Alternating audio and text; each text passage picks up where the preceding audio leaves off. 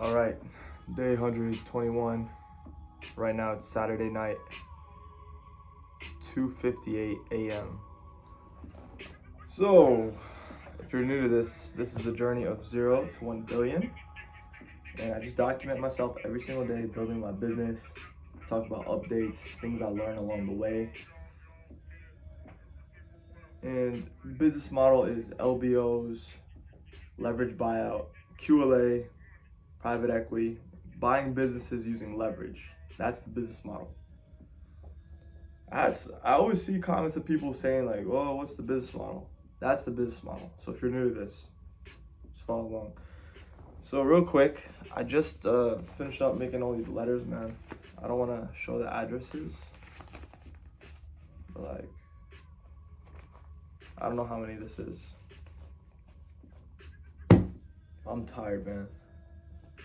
Like 2 days in a row, staying up till 3 a.m. 3 a.m. and I have work tomorrow morning. It's like I don't have any days to really sleep in. Today, I booked, I believe, 4 meetings on Monday. And that's my day off, so I can't sleep in on Monday. I can't sleep in tomorrow. So the only resort is to just sleep super early one day and kind of not get the work done that I do after work. So I have a job, right? Today, let me talk about my day. So I started off my day. I went to work. I probably got in around, what was it? I got in around 9 or 10 a.m. And then from there, I got out at like 6 or 7. Yeah, 6 or 7. Got off, I worked out, got straight into offense. So today, no cold calls. Today's a Saturday. I don't hit cold calls on Saturdays, but I did about 20 LinkedIn connections and about, I believe, 40 Facebook messaging. So LinkedIn, I know some people, they say like make multiple accounts on LinkedIn and then just do an insane amount of outreach. And I haven't looked into that enough. I'm not gonna lie. I haven't found the time to look into it enough. Something that I have been talking about the last couple of videos that I did work on today was the fact that I want to build out a team to help me find deals and potentially help other people find deals. And I saw someone's comment that was pretty interesting.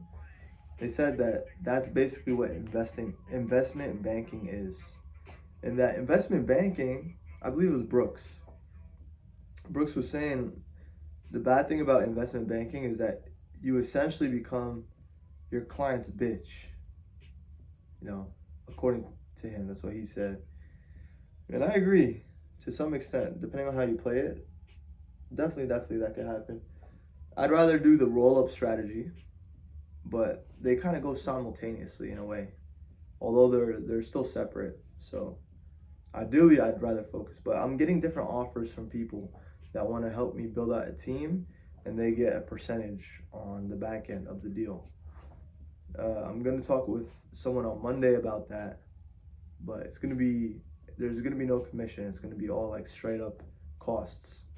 Saw someone else say get people to work with you on commission basis. Like there's a lot of ways to structure this team I'm trying to do. And today was a good day. I had some interesting people reach out to me on Instagram. Like I guess they watch the channel. I guess these videos are doing something. Um, One of them, I have a meeting with him tomorrow, Sunday, not Monday, because Monday I have 4 meetings. So tomorrow, so real quick, this guy is someone who did QLA. So you see the quotes on the wall behind me? That's QLA quotes. It basically is a business strategy that allows you to buy a business using none of your own money. You basically use leverage, use debt, and when a bank gives, imagine you're buying a house, you get a mortgage, you put 20% down, and then the rest of it is through a loan, right? So 80% loan and you pay 20% down. But when it comes to buying a business, 20% down could be the owner's seller's equity. There's a lot of different terms for it, but vendor finance in Australia, for example, that's what they say. So you put them together, and if the capital stack is put together correctly, you end up buying a business without any of your own money. And you could easily do these with the smaller transactions, which is like anywhere between $1 to $30 million is considered small.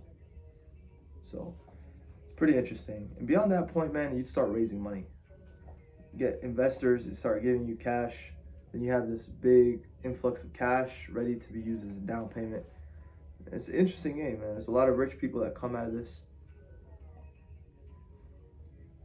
But man, these letters were so tedious, man. I basically finished all of them.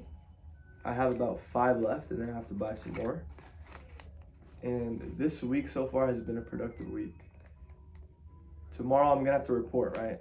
So I really wanted to have a solid week, and just like that, the week is gone. So I want to make sure, like, how many cold calls did I hit this week, and how many overall touch points did I hit this week? So the guy that I'm speaking to tomorrow, let me talk about that a little bit more. This guy is someone who did QLA, and he's been to the castle multiple times. The castle is like where QLA gets taught. You pay $40,000 to go there and learn. This guy's been there 3 times. So we know for sure that he has some type of money. On top of that, he's done deals. And he was part of the last QLA hardcore series. Like, you could literally watch him on camera in the QLA castle talking about his deals or whatever. So I'm talking with him tomorrow, and I have to figure out which questions I want to ask. And it's almost like when you're not there, you almost don't know the right questions to ask. You know what I mean? I heard Elon Musk say that one time. He was like, when it comes to the universe, like, I'm not trying to get too deep, but I'm just saying, sometimes you don't even know the right questions to ask. So that was something I wanted to do today, but I'm gonna have to figure that out throughout tomorrow. Kind of think about questions I want to ask. I have like an idea, but like I want to use the most profitable question that can help me out in my situation right now. I asked him about deal flow, and he was messaging me telling me about it. He was like it almost seems like everyone else never has trouble with deal flow. Like, it's just so easy for them. And like when I ask about it, they're like, "Oh, like you just do it." It's kind of like it just happens. I don't think it's that simple, man. But he said he would send out letters, and then he would hit the cold calls after the letters sent. So that's why I really got on top of these letters today as a result. So yeah, I hope I didn't share any addresses. Yeah, one of the people I was writing the letter for, his company makes, well, most of them were in the same size, like anywhere between 1 to 5 million range, and then like 5 to 20 million range in revenue. But one of them was like, the company made, I think it ranged between 100 million a year in revenue to 500 million a year in revenue. And I was writing to the CEO and founder. I wrote that one like completely like customized for him, and I didn't even ask if he wants to sell his business.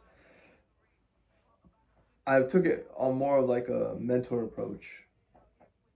Like, hey, like, I admire what you did. Would you be open to a phone call? Like, not that simple, but you gotta show more admiration. You gotta use his ego against him almost in a way. And it benefits yourself. Um, yeah, man. I'm tired. I need to get to sleep. Okay. Get back on the point. So these videos, man, like, people actually watch them. It's crazy. And I know for a fact when this works, these videos are gonna be so monumentally important. I saw someone's comment. They were saying like, hey, like, don't just sit in your room, like, go out in the world and talk to people. Like, go out and talk to other people that are doing what you're doing. It's exactly what I'm doing, man. Like, I don't know. I'm utilizing all of my time almost. Yeah, like the slippage today was not there. What I can say about defense, about my job, is that today was hella slow, man. Today was hella slow. I hate that, but it is what it is. Um, I'm learning a lot. Like, there's a lot of details I could say that I probably shouldn't explain the details, but yeah, I don't want to long-wind this video. Let me see what kind of notes I have. I could read some of you guys' comments right now as well. Yeah, you know what? Let me kind of brainstorm which questions I want to ask him tomorrow. So I kind of want to understand like his story and how he did his first deal. How did you find it? I'm currently looking at a deal right now, and that has to do with one of my meetings on Monday. So I have a board meeting with my lawyer on Monday. We're going to talk about this deal that I have, and I'm not super confident in this deal.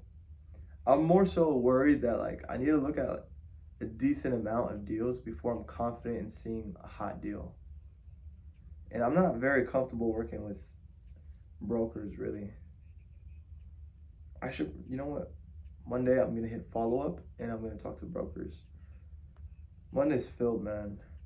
I don't know how I'm gonna hit my calls next week. Okay, but what can I ask him? Like ask him, hey, how should I do deal flow? But he already kind of answered that. I want to just like get to know him and like his story. That's really where I'm. I think that's where I'm gonna go with it. But what's the most ROI question I can ask? It has to do something with deal flow. Yeah, you know what? I'm just gonna ask the same question again. Like I'm gonna harp on it, press on it. Like, what is the best way of doing deal flow?